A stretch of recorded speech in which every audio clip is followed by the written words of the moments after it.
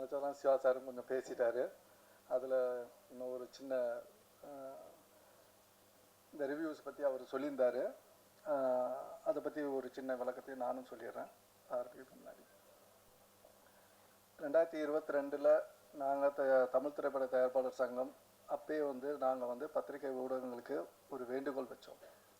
என்னென்னா, சிறு படங்களுக்கு கண்டிப்பாக இந்த அப்போ வெள்ளி சனி ஞாயிறு மட்டும்தான் ஒரு வியாபாரமாக இருந்தது.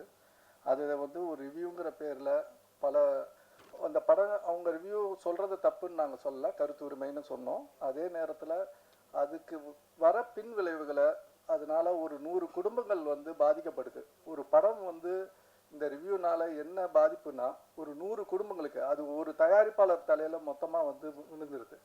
அதனால் அது ஒரு வேண்டுகோளாக தான் நாங்கள் வச்சோம். மற்றபடி இன்றைக்கி சிறு படங்கள் இந்த வருஷத்தில் அதிக சக்ஸஸாக பார்த்தீங்கன்னா நிறையா சிறு படங்கள் ஓடி இருக்குது. அதற்கு காரணம் அதோட ரிவ்யூஸு.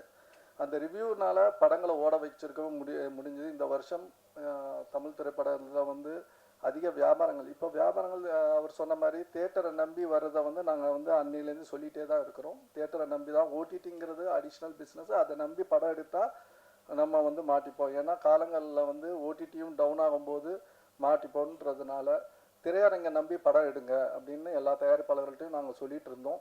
அதுதான் இப்போ 2024 வந்துட்டுருக்கு. இந்த சிறு படங்களுக்கு இன்றைக்கி வியாபாரங்கள் ஒரு துளிர் விட்டுருக்கு.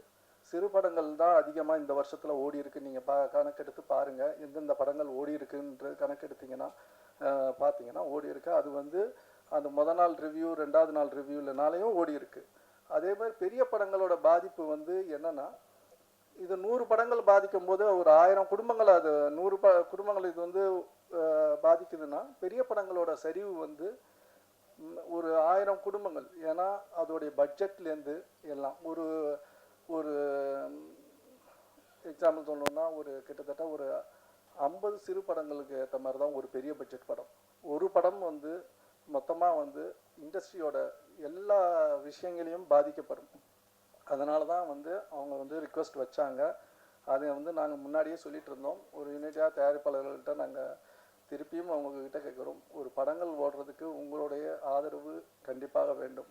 அது சரியான முறையில் நீங்கள் எங்களுக்கு ஒரு சப்போர்ட் பண்ணிங்கன்னா நல்லாயிருக்குன்னு கேட்டுக்கிறேன். படத்துக்கு ஏஎஸ்கே